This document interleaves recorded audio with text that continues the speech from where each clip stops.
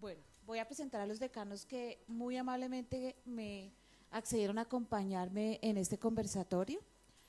Para los que no conocen, entonces a mi mano izquierda está Ivonne. Ivonne es la directora del Departamento de Lenguas y Culturas Extranjeras.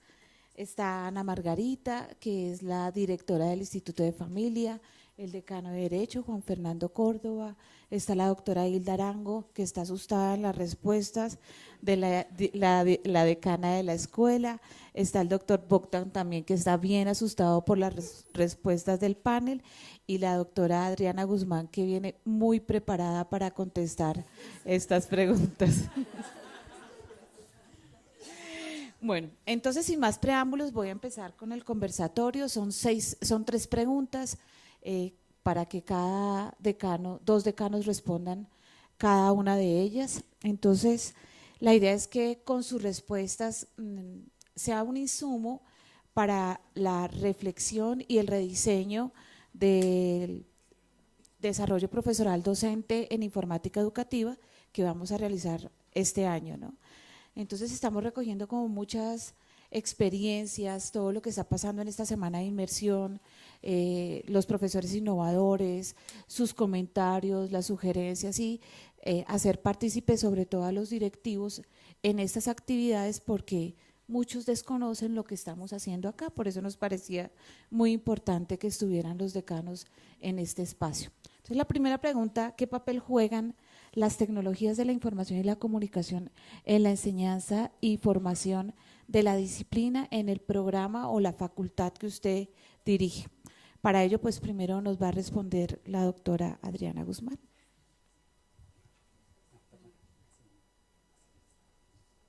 Buenos días. Bueno, en realidad para nosotros como facultad ha sido un reto enfrentar, por supuesto, las, entre comillas, nuevas tecnologías, porque en realidad ya no son nuevas tecnologías. O sea, de las nuevas tecnologías se puede estar hablando hace más o menos 20 o 25 años, con lo cual, pues eso ya está un poquito caduco. Sin embargo, sobre todo en el quehacer nuestro de la comunicación, lo audiovisual, el periodismo, partimos de varias ideas. Una es que hoy, por supuesto, estamos en un mundo absolutamente cambiante y más pues en estos tópicos en donde hoy hay algo y mañana seguramente no. Si nos atenemos, por ejemplo, a los conceptos de noticiabilidad, de lo nuevo, de lo rápido, de lo urgente. Luego, pues las mismas estructuras que están siendo permeadas por la noticia, por la rapidez, por lo audiovisual, también están cambiando. Nuestras voces definitivamente están siendo escuchadas independientemente que estemos o no en los medios de comunicación y creo que todo eso lo hemos venido experimentando dentro del quehacer educativo.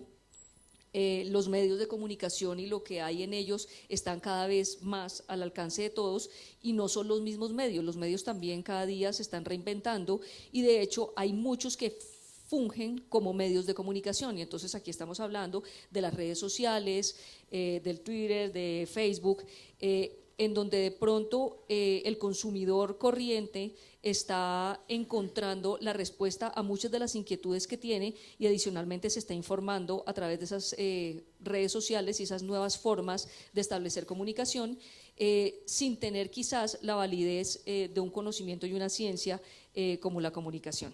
Entonces, con ese contexto, la facultad pues ha venido entendiendo desde hace muchos años que tenemos que seguir haciendo lo que en muchos años pues ha validado nuestro quehacer del periodismo y de la comunicación, pero ahora con un compromiso adicional que es poner la tecnología al servicio de nuestras carreras.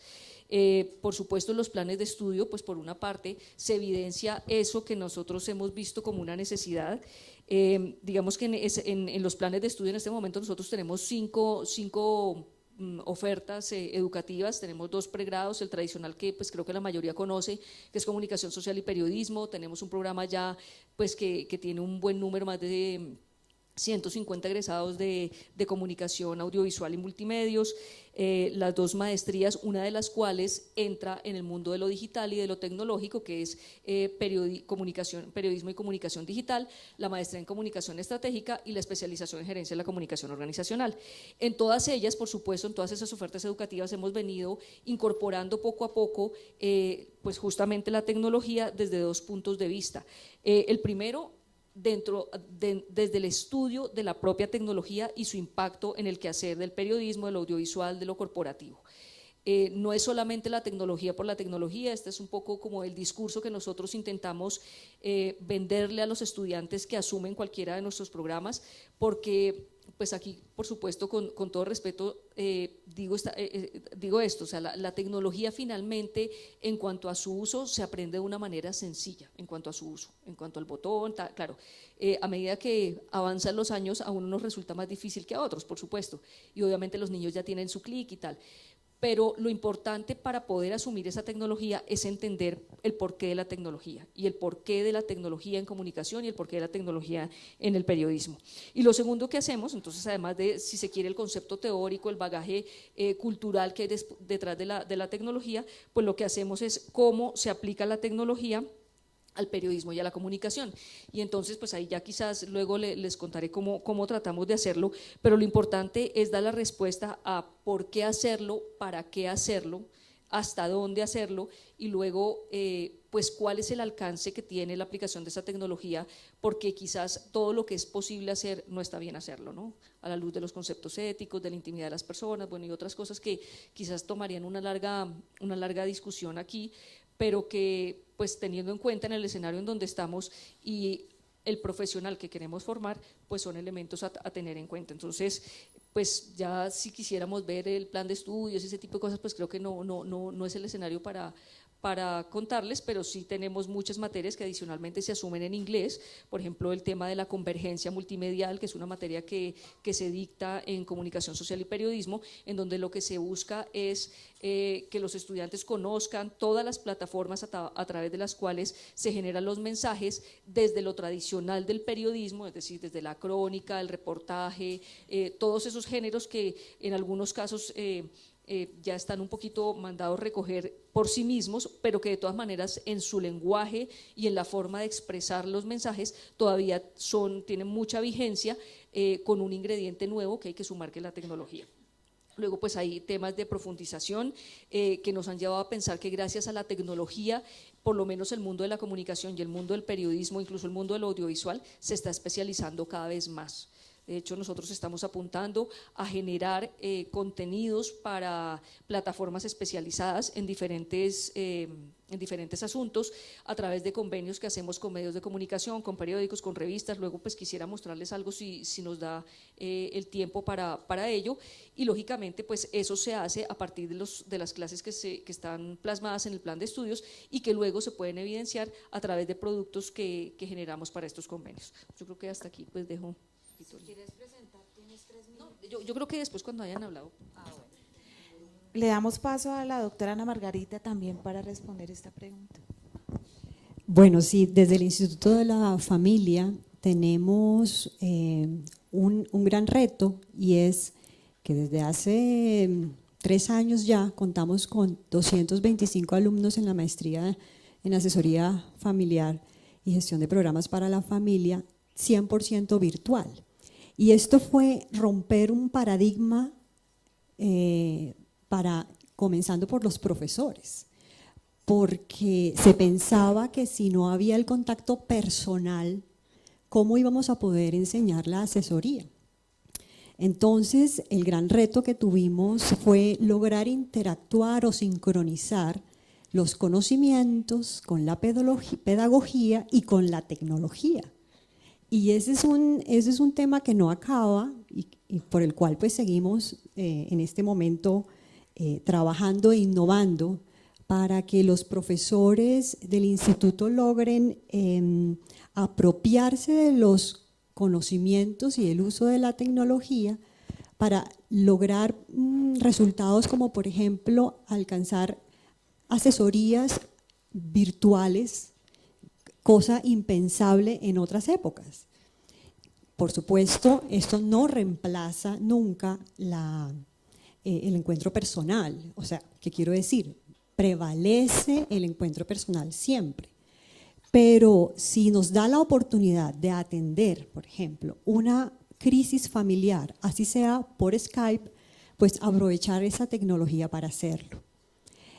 Uno de los autores con los cuales basamos nuestro trabajo en los estudios del Instituto Gergen sobre el construccionismo social, que hoy en día también se reconoce como el construccionismo relacional, nos habla de las relaciones humanas basadas en la digitalización y habla de un tema muy interesante sobre la identidad digital.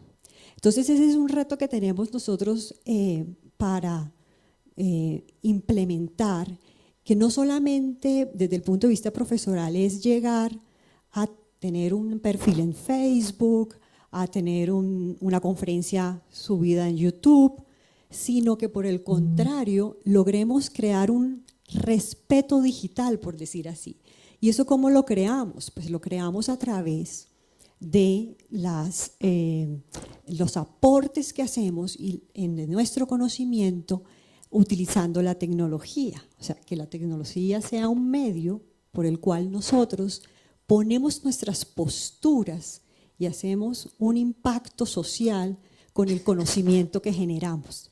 Y esto pues aplica, por supuesto, a pues, todas las publicaciones de los profesores en sus artículos, en revistas científicas, estar presente en Google académico como uno de las tantas herramientas, pero en general lo que queremos es una innovación permanente.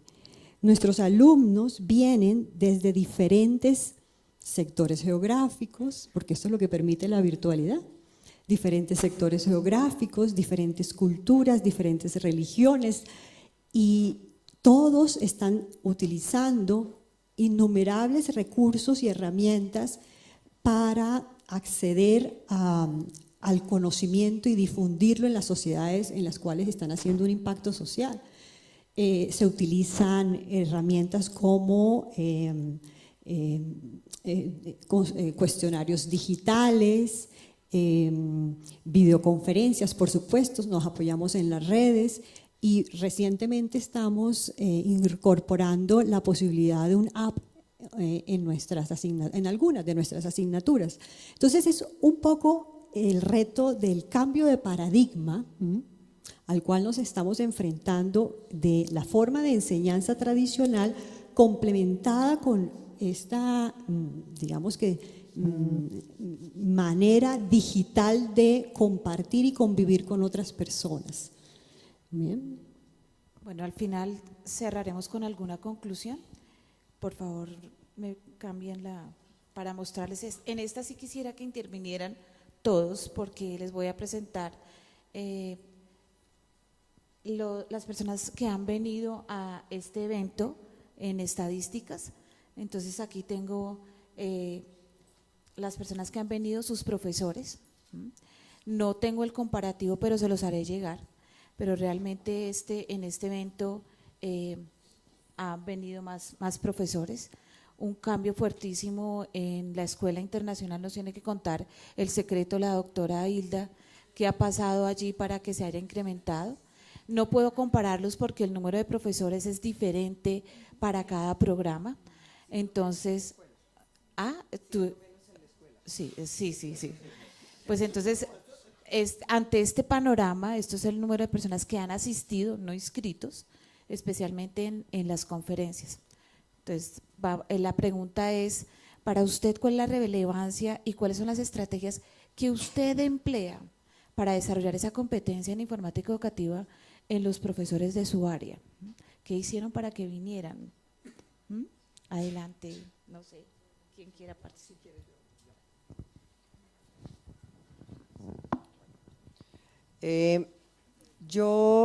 Digamos, los avances que tengamos en temas de informática en la escuela, los definiría en 4 frentes.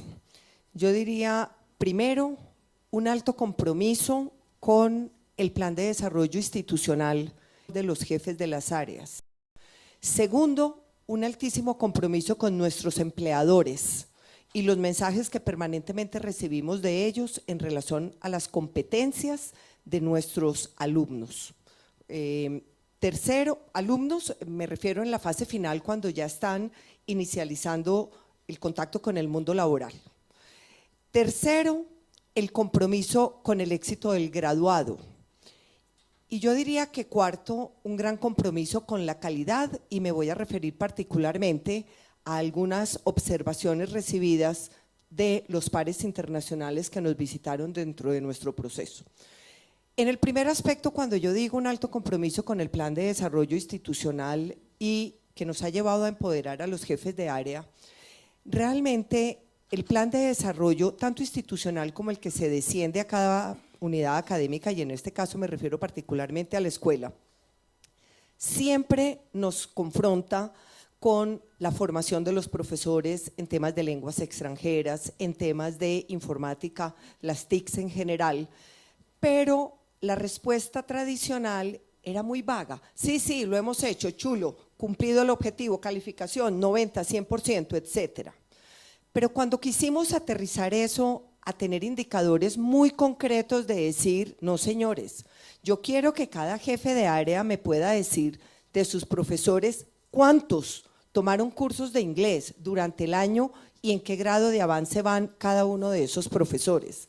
Señores, yo quiero saber cuántos efectivamente tomaron los cursos de formación de acuerdo a su ruta personal en la formación de las ciencias informáticas o las TICs en general.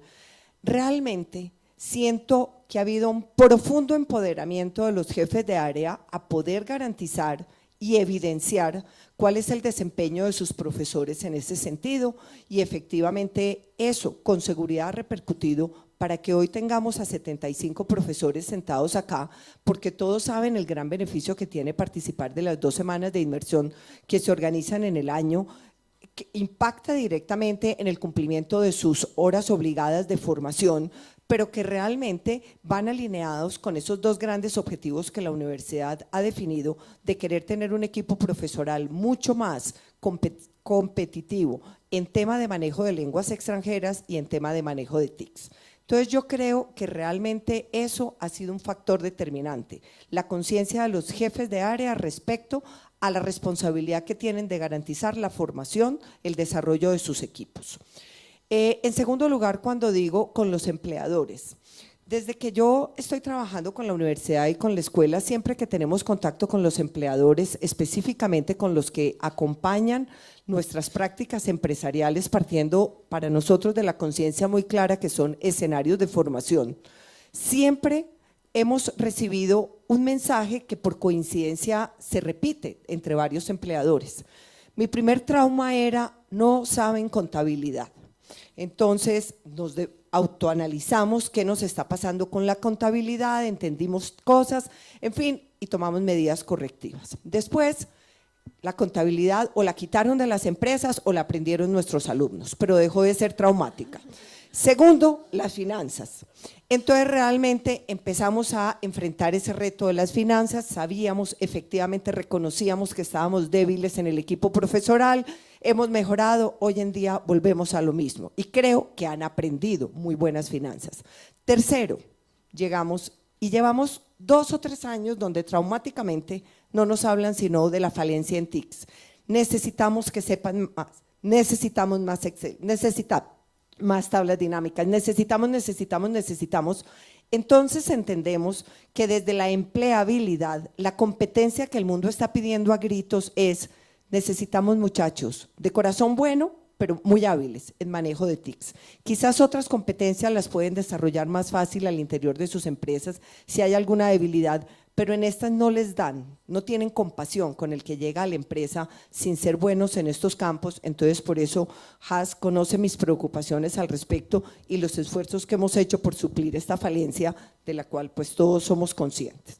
Tercero, cuando yo digo mi compromiso con los graduados es en el sentido de que realmente cada vez reconocemos que hay más posicionamiento de la capacitación al interior de las empresas utilizando las herramientas virtuales. Por lo tanto, cuando nosotros efectivamente pensamos en la importancia de ofertarles asignaturas virtualmente, de obligar a nuestros profesores a que utilicen todas estas herramientas mucho más al interior de sus cursos, es con la intención de preparar a nuestros estudiantes próximamente graduados para que estén mejor preparados para saber hacer uso de las capacitaciones virtuales que el día de mañana les va a corresponder dentro de las respectivas organizaciones en las cuales se estén desempeñando. Y cuarto, con la calidad. Definitivamente vemos el rol determinante que las TICs están jugando en estándares internacionales. No significa esto desprendernos de la presencialidad y no estoy sugiriendo ni mucho menos que sea más relevante, ni siquiera en el contexto internacional. Yo veo que en el contexto internacional sigue teniendo un gran debate la calidad de lo que se logra cuando se depende única y exclusivamente de la virtualidad. Pero realmente sí es muy importante poder responder por un equipo profesoral a los ojos de una evaluación internacional, de un equipo profesoral y de un desarrollo de competencias en los alumnos con un nivel muy avanzado en el uso de las TICs, de la virtualidad en general. Entre las observaciones que nos hacían los pares evaluadores, que todavía no hemos recibido el informe definitivo, sino el preliminar, realmente una de las observaciones que nos sugerían es que no veían con muy buenos ojos el que hubiera tanta pluralidad en el uso de las herramientas virtuales y ellos eran mucho más partidarios de que estuviéramos más encasillados en usar todos Moodle, que no fuera lo que cada profesor quisiera utilizar, sino que realmente la universidad lo tuviera más definido desde el uso del Virtual Savannah y desde el uso del Moodle. Lógicamente ellos sugieren, tampoco son palabra de Dios, pero entre sus observaciones pues venía el seguir apoyando y avanzando mucho en ese sentido, porque de hecho la autoevaluación nos pedía mucha información al respecto de cómo estábamos profundizando en ese sentido, y entre las observaciones que nos hicieron de acuerdo a sus hallazgos es que no se sentían cómodos con que hubiera tanta libertad en usar distintas plataformas. Espero haber contribuido, doctora Haas. Vale, muchas gracias. Buenos días. Bueno, desde el Departamento de Lenguas les cuento que la relevancia de utilizar diferentes herramientas tecnológicas es total. Y no solamente por el Departamento de Lenguas, eso en cualquier área del conocimiento, porque es que la educación ha cambiado. El estudiante cambió totalmente. Nosotros necesitamos entender, o sea, nosotros estoy hablando de todos los profesores, que estamos enfrentados ante un estudiante nuevo, exigente, demandante y que necesita que se le den espacios para que él practique y aprenda haciendo. Hoy en día el rol del profesor cambió. Ese profesor que, y de hecho ustedes lo vieron en varios de los videos que mostró Haas en su primera intervención hace 2 días, los estudiantes se quejan y no aceptan ya un profesor que se pare frente a su aula y empiece a recitar información y pase por VideoBeam una serie de slides con miles de palabras y párrafos que nadie va a leer. Un estudiante no necesita que le lean, ellos pueden leer solos. Un estudiante no necesita un profesor que se pare enfrente y les hable y les hable.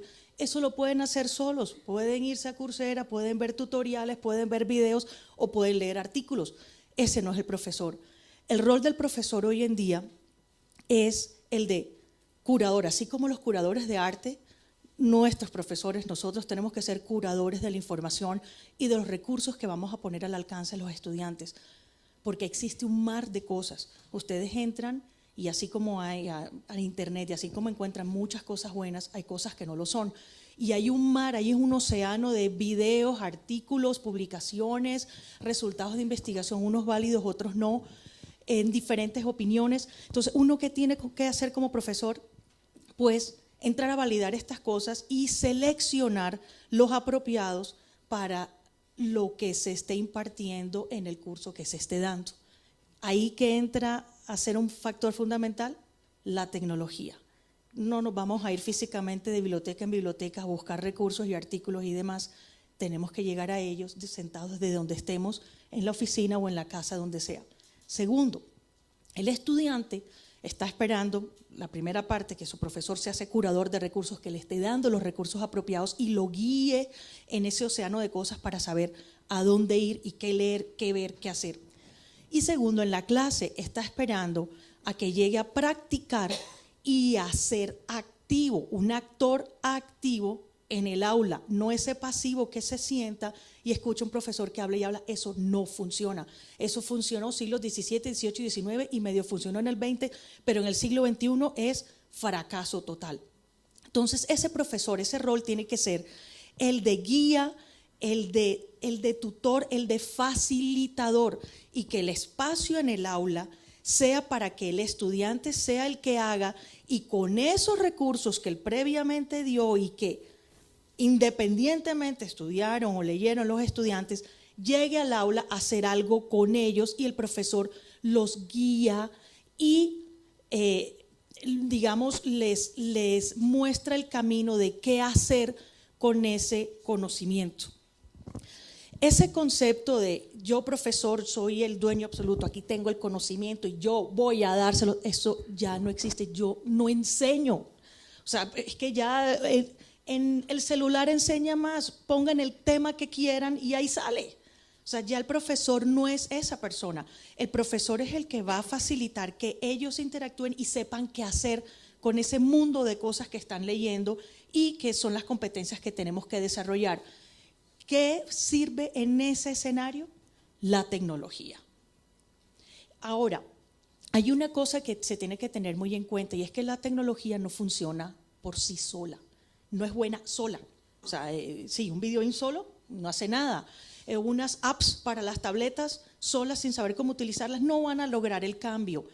El cambio se da cuando yo sé como docente qué voy a hacer, con qué objetivos, cómo los voy a utilizar y eficientemente voy a dar uso a todas estas herramientas para que los estudiantes hagan ejercicios efectivos que los lleven a desarrollar competencias.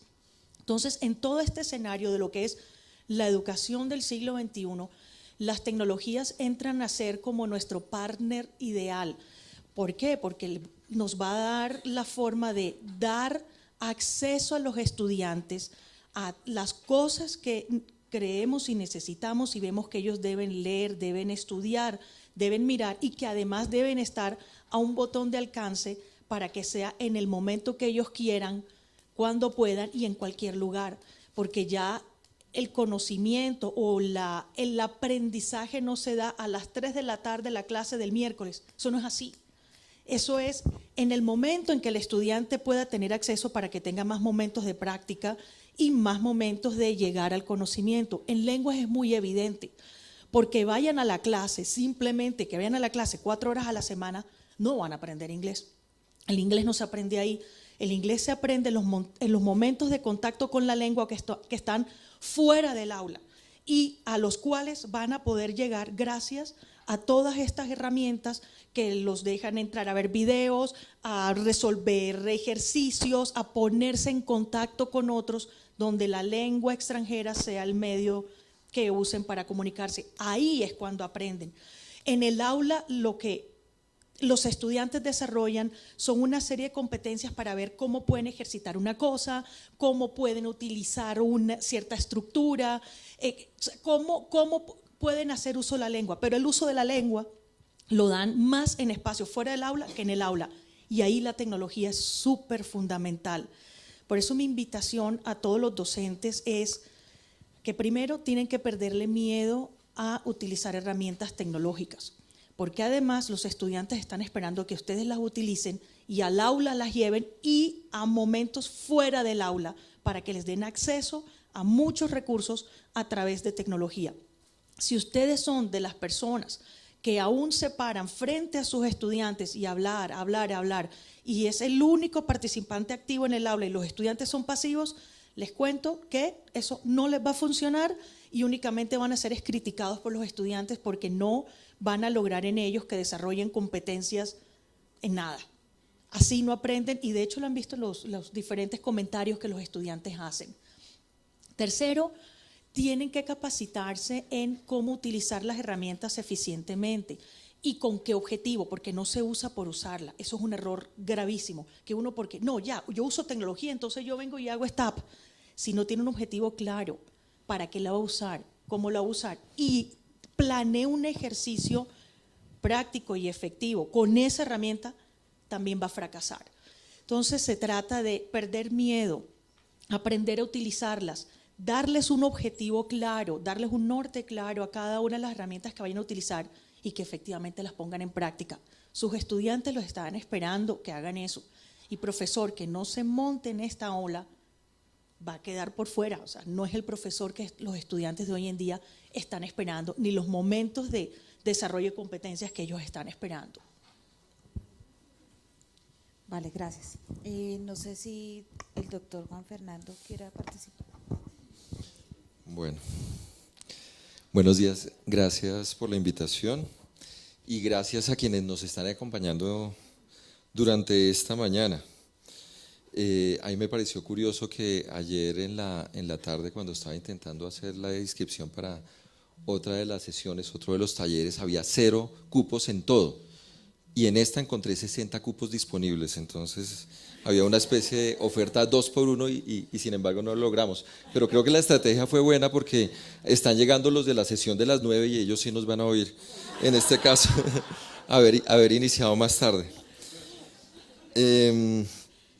Pero bueno, en particular sobre la relevancia y las estrategias que empleamos, por supuesto, es relevante y debería ser más relevante. Tenemos un problema en nuestras profesiones, la Facultad de Derecho y Ciencias Políticas, y es que hemos sido formados también de una manera muy tradicional.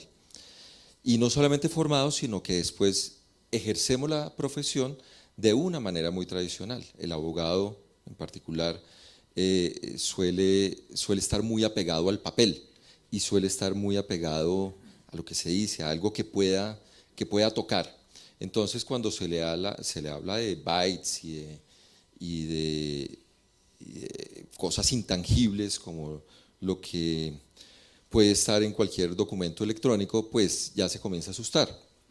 Y eso mismo es lo que supone que debería haber una mayor formación, una formación más intensiva en las áreas relacionadas con las nuevas tecnologías y con la informática educativa. Yo he anotado acá algunas de las áreas o subáreas en las cuales deberíamos incentivar cada vez más la utilización o el desarrollo de la competencia en informática educativa. En particular pensaba en la facultad, hemos estado muy comprometidos durante los últimos años en el desarrollo de metodologías activas, en parte por lo que mencionaba Ivonne hace un momento. Es decir, yo ya no puedo, como ha sido la tradición en las escuelas de derecho, llegar a pontificar delante de mis estudiantes, simplemente dar una lección magistral o lean, algunas veces hagan la lectura y si tienen algunas preguntas, pues acá las resolvemos y ya. Sino que debe ir mucho más allá y por eso hemos intentado cultivar las metodologías activas, distintas de ellas, entre esas la más relevante, método del caso, pero también simulaciones, juegos de roles, y definitivamente allí son muy importantes, es muy importante el desarrollo en informática educativa. ¿Por qué?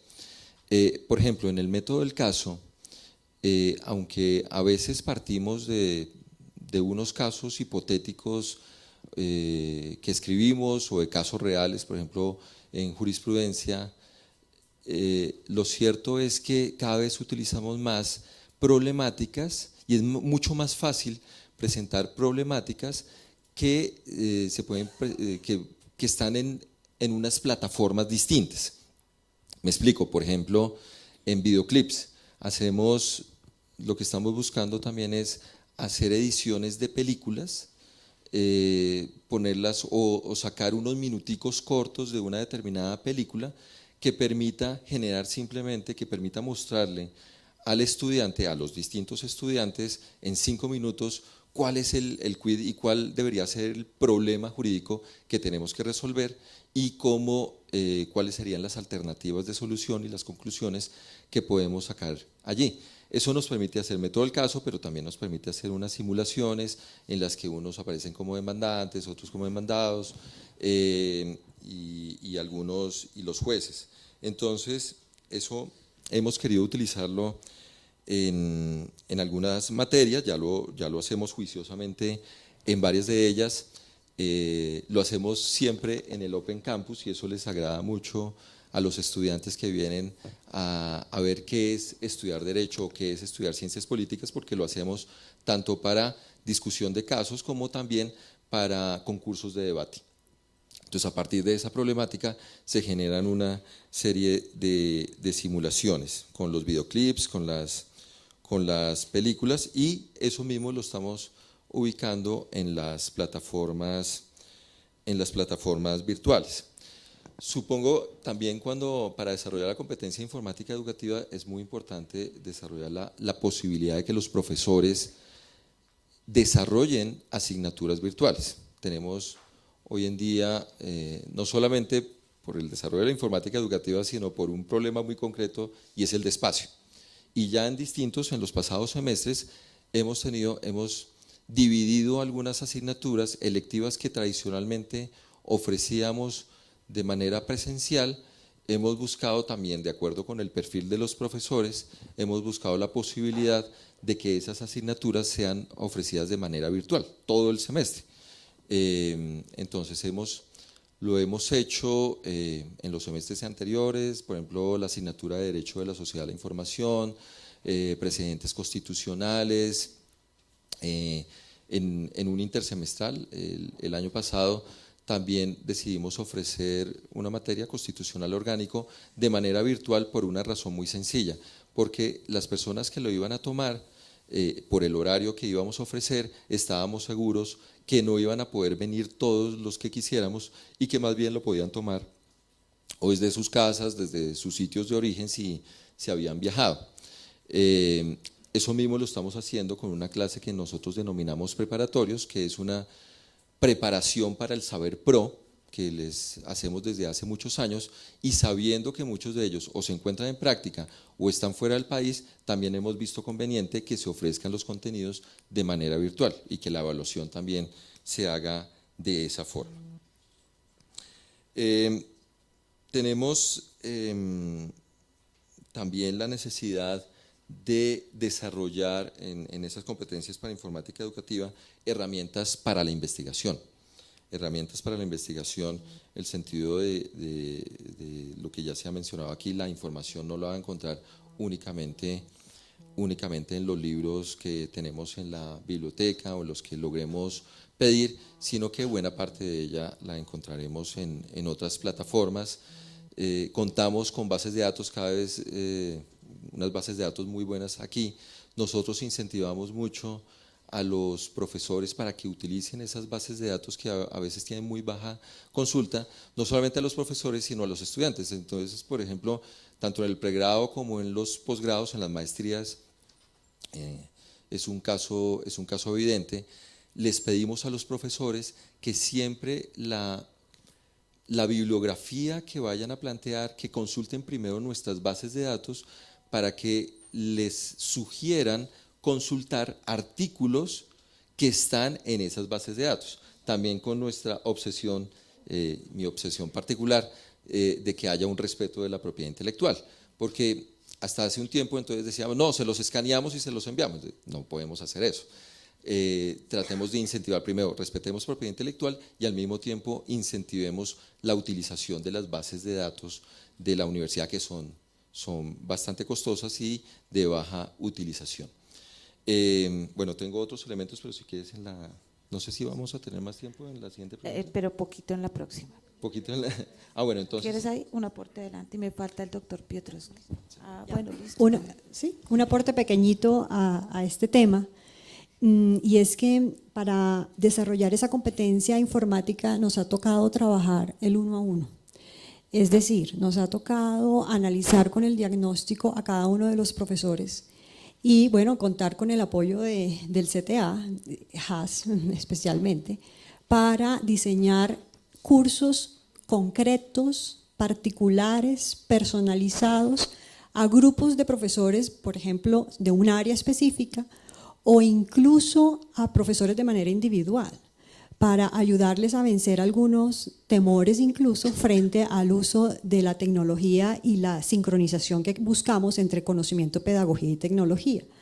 Entonces, creo que ha sido una experiencia interesante porque ha permitido fortalecer a cada profesor según sus necesidades, por grupos específicos. Incluso ha habido momentos en el que hemos necesitado un acompañamiento también personal. Entonces, contar con esa posibilidad de trabajar el uno a uno de manera constante. Bueno, muy buenos días. Yo veo que tengo que partir la respuesta en dos. Primero, la relevancia. En la Facultad de Filosofía y Ciencias Humanas tenemos el gran reto de buscar y dar las respuestas a aparente conflicto que hay entre la visión de la persona y la tecnología, porque es bien sabido que muchas veces parece que se está desplazando el centro de interés en nuestra cultura hacia lo material, de cierto modo también en ese sentido hacia lo tecnológico, y se pierde de que el verdadero protagonista es la persona. Entonces, ¿cuál es la relevancia? La relevancia es múltiple. Primero, buscar el modo en esa cultura visual cómo rescatar verdaderamente a la persona. Y ese reto lo tenemos tanto en la investigación como en la docencia, en la proyección social, desde luego.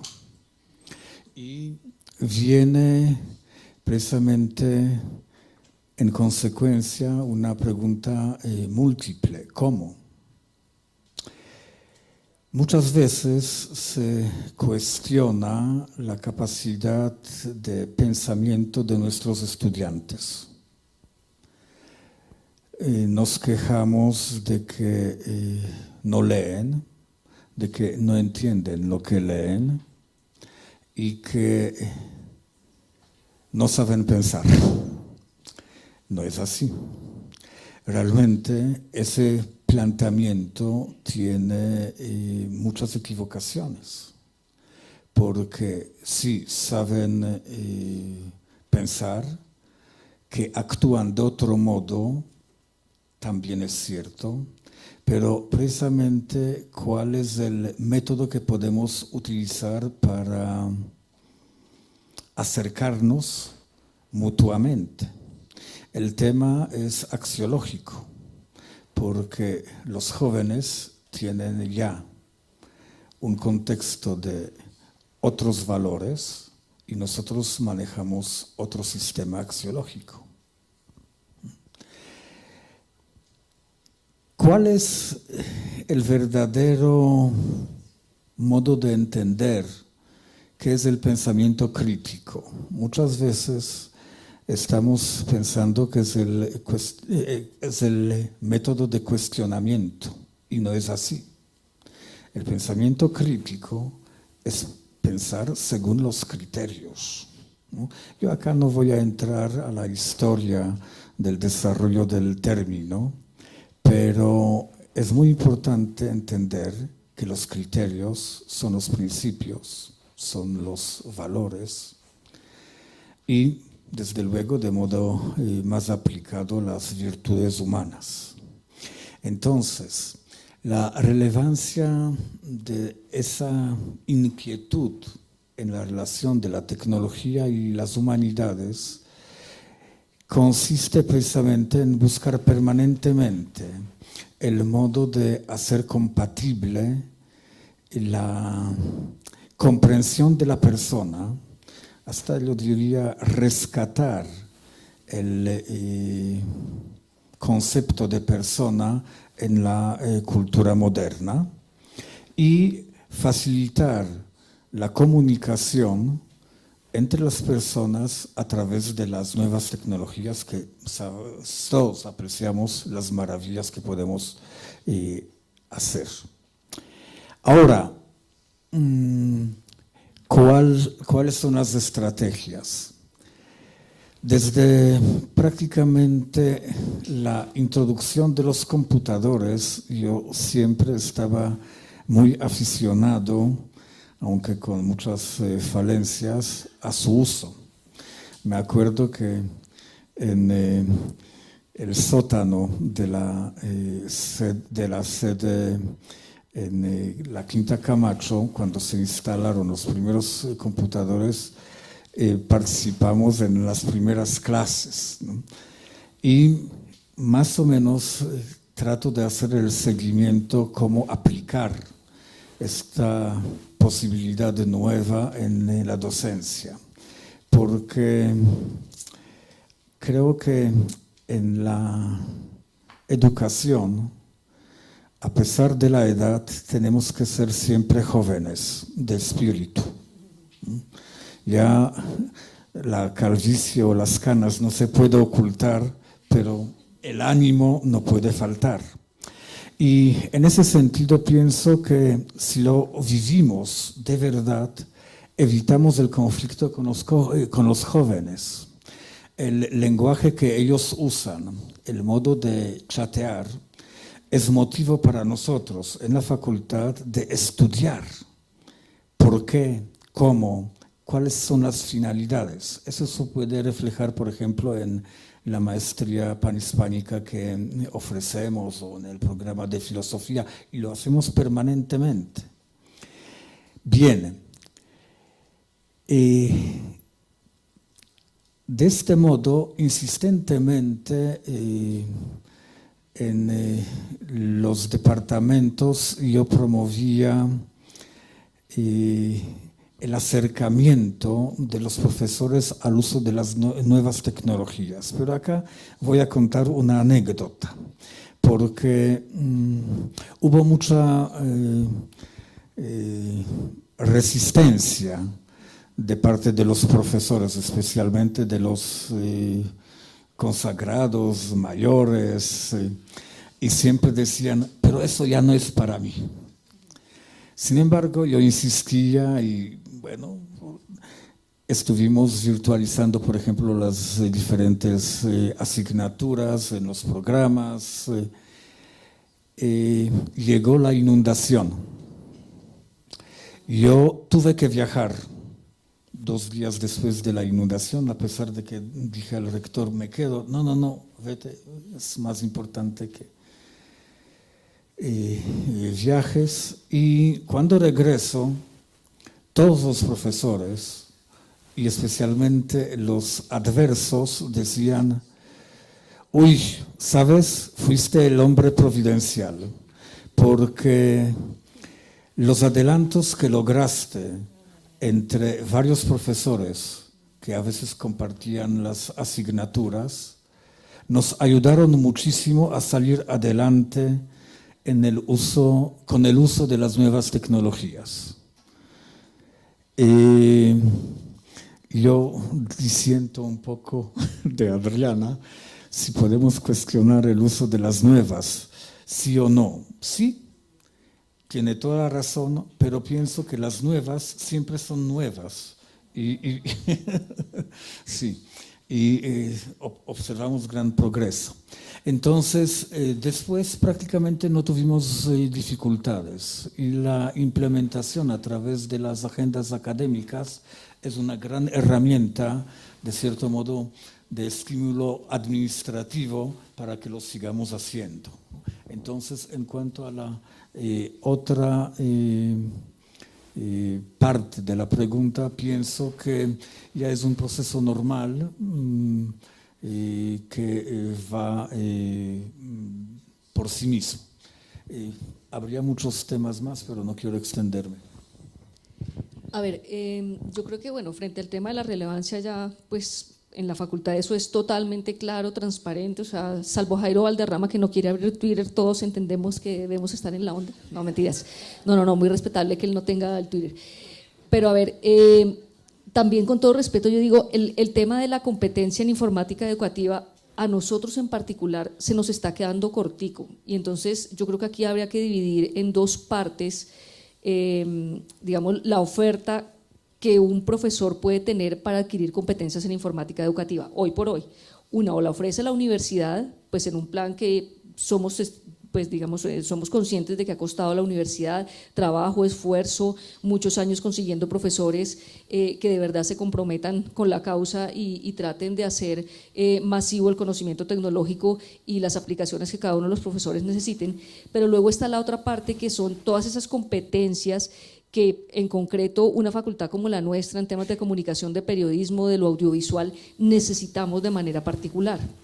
Entonces, cuando yo hablaba al comienzo de los contenidos especializados en los que a lo mejor tenemos que ir trabajando los profesores, pues lo ligo justamente con esto. Nosotros dentro de la universidad realmente no tenemos una oferta que podamos tomar para adquirir unas competencias informáticas que se adecúen a las necesidades que tienen hoy pues, los medios de comunicación, los viejos y los nuevos medios, y en general pues que se adecúen al quehacer periodístico. Entonces, pues ¿cuál ha sido la estrategia? Entonces, por supuesto, pues comparto digamos, el sentir de Hilda en el sentido sí, pues hay un plan institucional que dice que el profesor debe tomar A, B y C, y digamos que en términos generales los profesores son juiciosos, o sea, hacen la tarea independientemente, y pues eso para nadie es un secreto, de que estemos de acuerdo o no con lo que allí adquirimos. A veces, claro, el profesor siempre necesita crecer y siempre habrá algo que aprender, pero no es lo suficiente, y entonces a veces puede darse el caso de que el profesor siente que está perdiendo un poquito el tiempo porque necesita más de otra cosa. No es que no sirva y no es que esté mal planteado y no es que sea malo el profesor, no, pero quizás para el escenario, el contexto y el momento de mi profesor, sobre todo frente al alumno y frente a las nuevas dinámicas que se están presentando en la comunicación y el periodismo, pues eso se me queda cortico.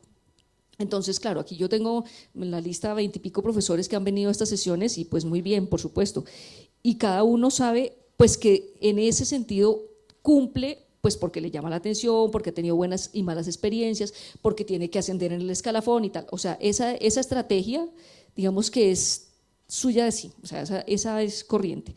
Sin embargo, ahí debería, y es una sugerencia a tener en consideración, debería sumar todo lo que, por ejemplo, en una facultad como la nuestra, y supongo que en todas, pero pues conozco la mía, las otras no lo sé cómo lo hacen, pero supongo que lo harán, todos esos cursos, todas esas experiencias que se cursan extracurricularmente. Entonces, no sé, les doy un caso. Para la lección inaugural que vamos a tener de la maestría en periodismo y comunicación digital el próximo 5 de febrero, traemos a un entre comillas, gurú de lo que hoy se conoce como la visualización de datos. Hace unos años Alberto Cairo era una de esas personas que se conocían en el medio tradicionalmente como un infógrafo, una persona que sabe poner en el dibujo la información. Entonces, y era el duro de la infografía, pero él por suerte migró con los años a la visualización de datos. Entonces, ese seguimiento, por ejemplo, lo hemos venido haciendo concretamente en el área de periodismo, y hablo también porque esa es mi área. Entonces, Alberto Cairo hoy es una persona autorizada para ese tema, y bueno, va a venir a hacer la lección inaugural en un asunto en el que honestamente en Colombia no sabemos nada, que estamos intentando enseñar en nuestra maestría y no tenemos un profesor que enseñe visualización de datos. Entonces, ¿qué pasa? A razón de eso y en las conversaciones que hemos tenido, se montó o pudimos, bueno, hay un profesor nuestro que está haciendo un curso, no está haciendo un curso, está haciendo un doctorado en la universidad de, no un curso, estaba haciendo el curso en visualización de datos que hace parte de su doctorado. Sí, oye, Víctor, me saca los ojos. Y él hizo un curso en visualización de datos con Alberto Cairo. Bueno, después de muchas conversaciones, él montó el curso en español. Y en este momento, varios de la facultad vamos a empezar a tomar el curso de visualización de datos, que es un tema supremamente especializado. Y así hay un montón de asuntos en los que permanentemente los profesores a título propio andan buscando generalmente para capacitarse, simplemente pues porque la competencia en informática educativa no solamente está en, no sé, en saber hacer lo tradicional, no sé, cómo enseño yo la antropología, como decía Ivonne, de una manera más didáctica, más a menos, en eso también disiento un poquito. Yo pues he tratado de ponerle mucha tecnología a mis clases y tal, pero yo estoy convencida de que un buen discurso también convence, o sea, no necesariamente debo tener, tengo que pararme de cabeza para que el estudiante me atienda, no, o sea, yo creo que no, y yo he tenido maestros que jamás han utilizado un PowerPoint y no lo van a utilizar. Y maestros de 100 alumnos y no se para ninguno. O sea, y de esos quizás son pocos, pero los hay. Claro que hoy sí, por las mismas condiciones que tienen nuestros estudiantes, y aquí un paréntesis, nosotros mismos. Es que nosotros, y pues esto que nos sirva como constructivo para todos, somos muy críticos de lo que hacen nuestros alumnos, no nos gusta que estén chateando, no nos gusta que tengan el celular, no nos gusta que estén en las redes sociales, pero nosotros chateamos, estamos en las redes, bueno, y yo por supuesto me incluyo, o sea, es que ya no podemos estar, y pienso que en muchos escenarios de esos conviene estar, ¿no? Conviene estar.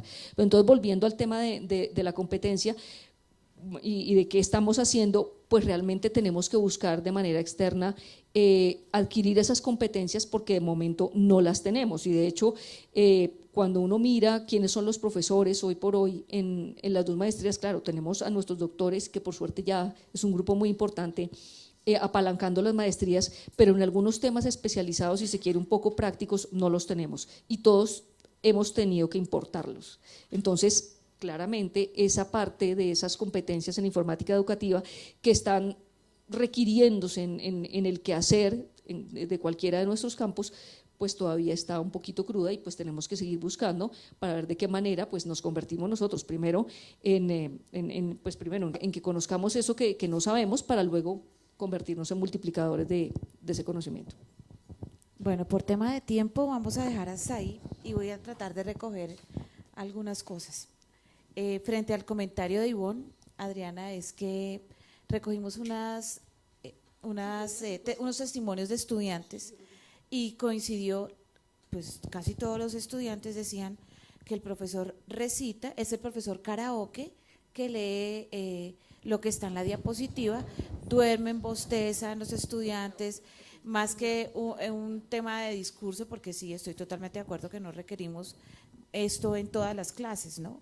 Y le estaba comentando a la directora de docencia en su momento que teníamos que hacer algo, porque la mayoría de estudiantes se quejan es por eso, el mal uso del PowerPoint, ¿no? Es básicamente, tal vez creo que por eso se refería Ivonne. Pues agradecerles primero su presencia, y a los que llegaron, empezamos un poquito tarde porque hubo un accidente en la autopista. Nosotros vamos a rediseñar el desarrollo profesional docente en informática educativa, retomando todo lo que ustedes nos han dicho. Y tenemos que vincular a los decanos en ese rediseño, y también a los profesores para identificar las necesidades de sus profesores. Por eso retomo pues todo lo que tú nos estás sugiriendo. Tenemos que mejorar algo que es el reconocimiento institucional. En una investigación se identificó que los profesores no sienten el respaldo por nosotros, directivos, frente a la participación en estos eventos. No sé en qué términos, tenemos que seguir indagando, y sobre todo la implementación de lo aprendido en el aula de clase. Entonces muchos participan por el certificado, por lo mandatorio que es esto, pero dejan de implementar porque no cuentan con el tiempo, o no les estimula ni les motiva esto. Queremos trabajar en el liderazgo distribuido y dejar de ser protagonista en el CTA, por eso esta jornada ha sido diferente y han participado todos los profesores y pues ustedes en este espacio.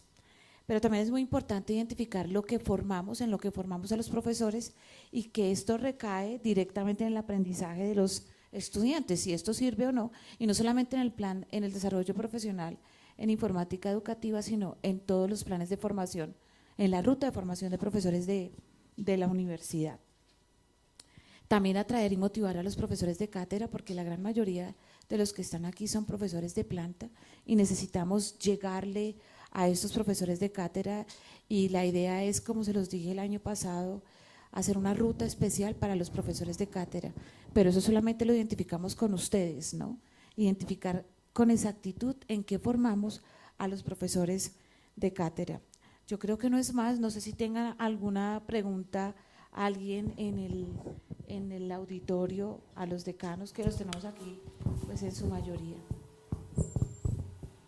Nada, pues muchas gracias otra vez por su participación.